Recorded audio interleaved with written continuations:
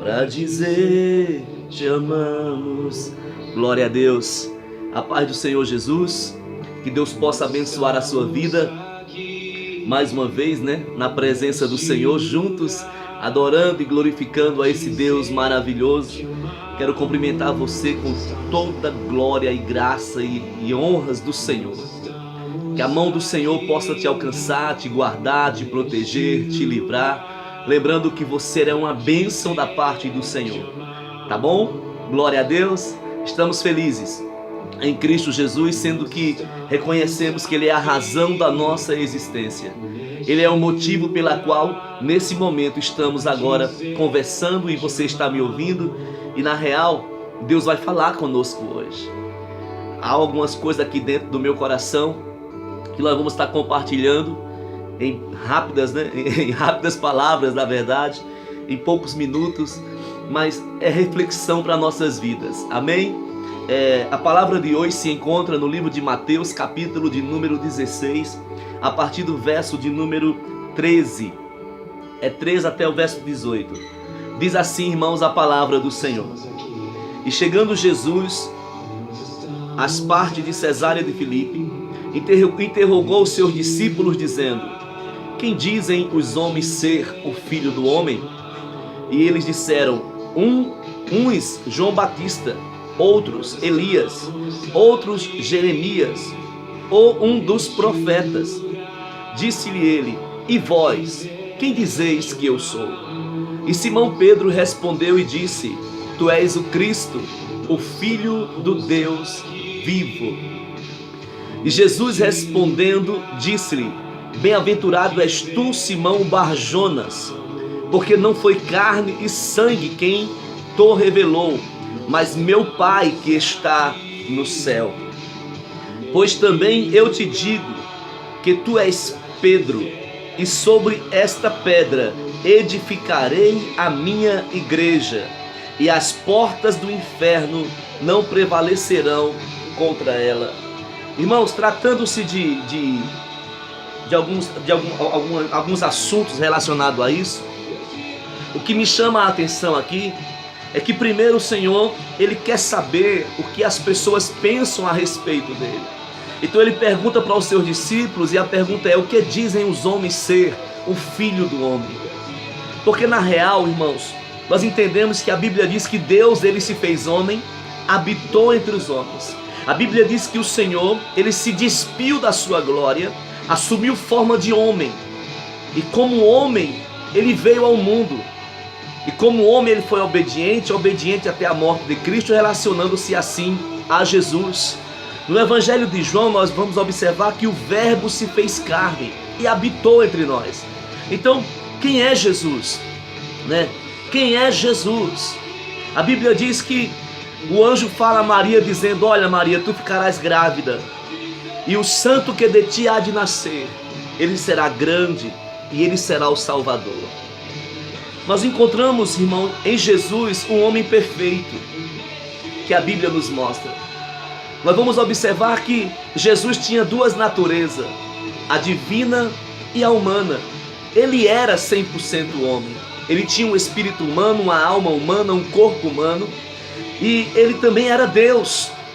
Um exemplo: as pessoas, quando se aproximavam próximo dele, quando ele perdoava as pessoas, aí então gera-se a fúria dos fariseus, dos religiosos da época, porque as pessoas achavam isso algo muito ridículo, porque só quem pode perdoar pecado é Deus. E no entanto eles viam ali Jesus perdoando o pecado, e Jesus perdoava pecado porque Ele era Deus. Por um exemplo, a Bíblia diz assim: somente ao Senhor teu Deus adorarás, e somente a Ele prestarás culto. Aí quando nós lemos na palavra do Senhor, nós vamos encontrar Jesus também perdoando o pecado, recebendo adoração. E quando Ele vai receber a adoração, Ele não rejeita as pessoas de o adorar, porque Ele sabia que Ele era Deus. Então existem alguns atributos que atribuímos a esse ser chamado Jesus, mas mesmo sendo Deus, Ele assumiu o ministério humano, e Ele foi até a cruz, E com morte de cruz Ele morreu por mim, morreu por você. pelos nossos pecados. Mas, sabe, é na cruz que ele sepulta de uma vez por toda, sabe, a natureza velha e humana. Mas na ressurreição, ele ressurge agora com a natureza 100% divina, com a natureza de Deus, 100% Deus. Mas o que me chama a atenção aqui é que ele faz uma pergunta para os seus discípulos: e vós quem dizeis que eu sou? Houve um silêncio, mas a Bíblia diz que Pedro, ele olha para Jesus e fala: tu és o Cristo. Porque na real, irmão, Jesus, ele nasce, sabe, ele nasce em Belém, Jerusalém, ali em Jerusalém, ele nasce naquela região, ele nasce através de uma mulher, um homem. Mas o Cristo de Deus já existia mesmo antes da fundação do mundo. E para ter essa visão tinha que ser algo de Deus. Aí Pedro fala assim: olha, tu és o Cristo, o Filho do Senhor. Aí a Bíblia diz que Jesus olha para Pedro e fala: não foste carne nem sangue que te revelaste isso, mas foi o Espírito Santo de Deus. A partir de então, Jesus faz agora uma afirmativa dizendo: e tu, Bar-Jonas, né? Cefas, e tu, Pedro, eu te digo que tu és Pedro, e sobre esta pedra eu edificarei a minha igreja. Ele faz duas menções. Ele agora chama Cefas, Bar-Jonas, né? Ele chama agora Pedro de Pedro. E a palavra Pedro no grego quer dizer fragmentos de rocha ou pequenas pedras. Depois ele se direciona a ele, dizendo assim: olha, tu és fragmento de rocha, tu és pequena pedra, mas sobre esta pedra, apontando agora para ele como a pedra angular, eu edificarei a minha igreja. Através desses fragmentos eu vou construir a minha igreja. E tratando-se dessa afirmativa, eu quero declarar para você que chegou o momento, irmãos, na minha história religiosa, que eu passei até mesmo um dia a não acreditar mais na igreja de Jesus Cristo. E o que me fez não acreditar na igreja de Jesus Cristo foi porque a igreja, na real, ela é santa. A igreja tem um dono, a igreja ela tem um fundador, e o fundador da igreja não é homens, é Jesus. Mas nós estamos congregando ou estamos frequentando igrejas, né, onde o direcionamento está na mão de homens, mas são igrejas locais. Não é a igreja de Cristo, porque a igreja de Jesus, irmãos, nós temos que colocar isso em nossa mente. A igreja verdadeira de Jesus, ela não tem uma aparência visível, ela é invisível. Porque a igreja de Jesus, a de Jesus, ela não é local, ela é universal. A igreja de Jesus, ela não é composta de 4 paredes. Essa igreja de Jesus, ela é, sabe, ela é um organismo vivo. Não é algo estático, não é algo feito ou construído por mãos humanas. É algo construído por Ele mesmo. Porque nesse texto nós vamos observar que ele diz assim: olha, eu edificarei a minha igreja. Então a igreja do Senhor, ela não é local, ela é universal. Sabe, no sentido de todo ser, toda raça humana, uma vez ela injertada em Cristo, uma vez ela ligada com Cristo, ela torna-se a igreja de Jesus. Ela torna-se a igreja do Messias, a igreja do Yeshua HaMashiach, a igreja do verdadeiro Cristo. Então o Senhor constrói a sua igreja, é Ele que zela pela sua igreja. Mas dentro dessa igreja nós temos, sabe, os representantes dessas igrejas.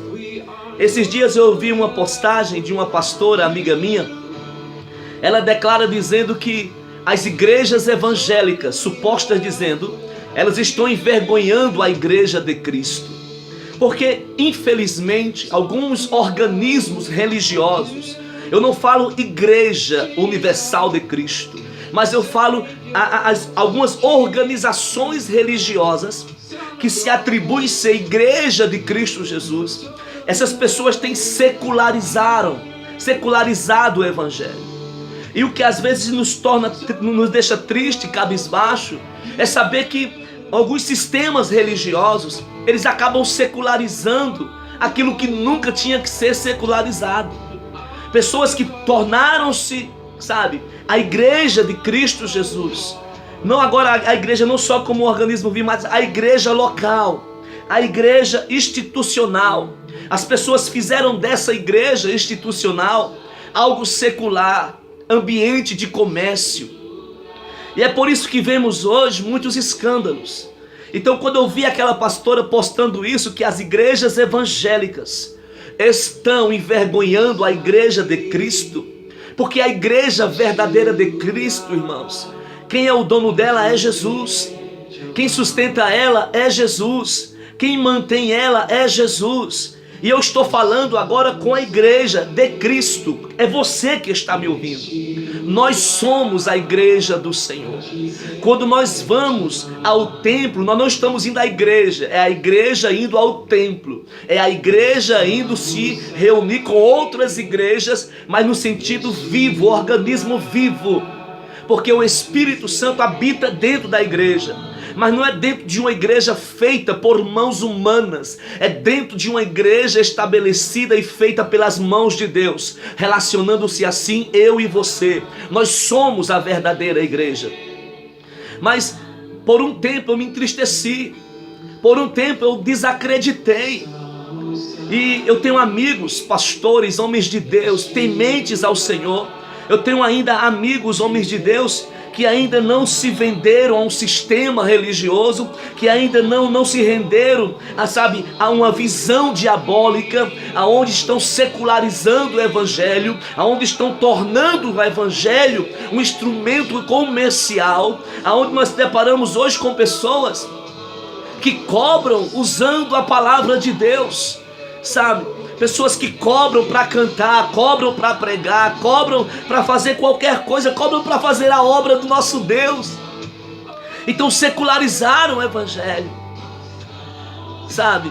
Se vendem coisas e às vezes eu vejo pessoas reclamando de uma igreja histórica, de uma época em que elas erraram porque estavam se vendendo tudo, sabe? Pagava-se indulgência. Se vendia tudo para se ganhar, para se conquistar um pouquinho ali, um pouquinho acolá. Quando eu vejo hoje, irmãos, na igreja, pessoas que sobrevivem por intermédio até mesmo de supostas campanhas, sabe? É um evangelho que traz um evangelho, olha, meritório. Se você fizer isso, você vai ter isso. Se você pagar por isso, você vai receber por isso que você pagou. Anulam o sacrifício de Jesus. E nós entendemos que, infelizmente, a grande massa religiosa não tem um certo conhecimento bíblico. Jesus fala na sua palavra, olha, dizendo: de graça dai aquilo que de graça recebei. Eu não vejo Jesus te cobrando nada para te amar. Eu não vejo Jesus te cobrando nada para te curar. Eu não vejo Jesus te cobrando nada para fazer de você uma pessoa melhor, para te libertar do vício das drogas, do álcool, restaurar sua família. Jesus, ele não vejo ele cobrando nada, mas eu vejo sistemas religiosos que secularizaram o evangelho, infelizmente, usando esses artifícios e abusando então assim de uma fé inocente. De pessoas que por falta de conhecimento acabam se submetendo, sabe, a falsos pregadores, falsos líderes, falsos mestres. Querido, baseado nisso tudo, eu quero falar para você que eu acredito na igreja. Eu acredito na igreja. Eu também acredito na igreja como organização. Tem gente que ainda me chama. Todas, pastor? Não, eu não acredito em todas as igrejas que são organizações religiosas. Mas ainda existem igrejas que têm homens sérios. Ainda existe igreja que tem pastores sérios. Pastores que não se submetem a um sistema corrompido. Pastores que não se submetem, sabe, a um sistema de engano, de fraudulência, Há um sistema aonde, infelizmente, sabe, manipulador, usurpador, um sistema que infelizmente só extrai e nunca cede. Meu irmão, ainda existe uma igreja organizacional, sim, que contém pastores de Deus, que tem um coração ainda voltado para Deus e para as almas. Pastores que servem a Deus com seu coração. Pastores que realmente servem a Deus pensando no bem-estar das suas ovelhas. Eu faço parte hoje de uma igreja. Eu faço parte hoje de uma denominação, aonde, graças a Deus, estamos servindo a Deus. Temos ali 5 pastores. Conhecemos uns aos outros, sabe? E o nosso líder, eu lembro um dia que eu até comentando, eu falei que eu não estava em busca de um pastor perfeito, mas eu estava em busca de um pastor que errasse menos. Porque não é o fato de, às vezes, a pessoa ser pastor, que ele não erra, ele erra.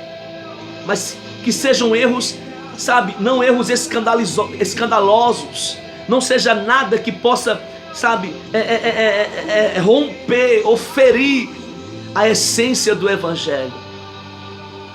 Mas quando se trata de Evangelho, que sejam pastores que realmente amem a Jesus, pastores que realmente sirva e faça a obra de Deus com seriedade e inteireza de coração.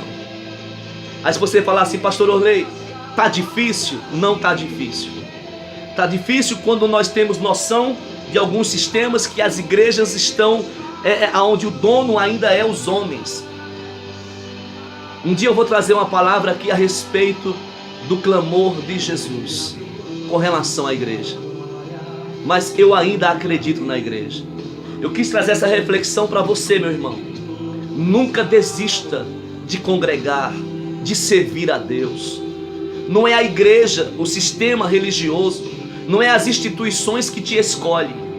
É você que escolhe uma instituição religiosa aonde você vai servir a Deus. Porque o que Deus quer não é que você vá a igrejas. Deus quer que você seja realmente a igreja.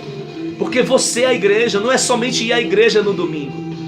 Não, eu vou à igreja no domingo, ouvir a palavra do Senhor. Mas eu ainda continuo sendo a igreja na segunda, na terça, na quarta, na quinta, na sexta, no sábado, no domingo. Porque nós somos a igreja de Cristo. Então, eu queria convidar você a não desistir da igreja. Mesmo que exista uma parte que secularizaram o Evangelho, ainda existe pastores de Deus que quer apacentar a sua vida, que quer cuidar da sua família, que quer te orientar, que quer te aconselhar. Ainda existe pastores de Deus. Pastora, eu estou louco para falar o nome dessa pastora que eu amo muito. Você não errou quando você disse que igrejas evangélicas estão envergonhando a igreja de Cristo. E eu concordo com você, mas não são todas. Ainda existem instituições de Deus, a sua mesmo, minha pastora, que me fez pensar sobre isso. Sabe, eu acredito na sua instituição porque eu acredito em você. E eu sei que você é uma mulher de Deus. Você leva a obra do Senhor a sério. E eu te amo cada vez que, sabe, eu ouço uma palavra sua, cada vez que eu vejo alguma postagem sua, cada vez que eu vejo você expressando alguma coisa. Eu sempre estou curtindo no Face, porque eu reconheço o seu ministério. E eu sei que você é uma mulher temente a Deus. Mas como você, eu também conheço muitos homens e mulheres de Deus. Que Deus te abençoe, meu irmão, minha irmã, você que me ouve. E mais uma vez eu peço a você, não desista do Evangelho. A igreja, ela tem dono, a igreja é de Jesus Cristo. Mesmo ele tendo confiado na mão de homens, mas a igreja é de Jesus. Aleluia.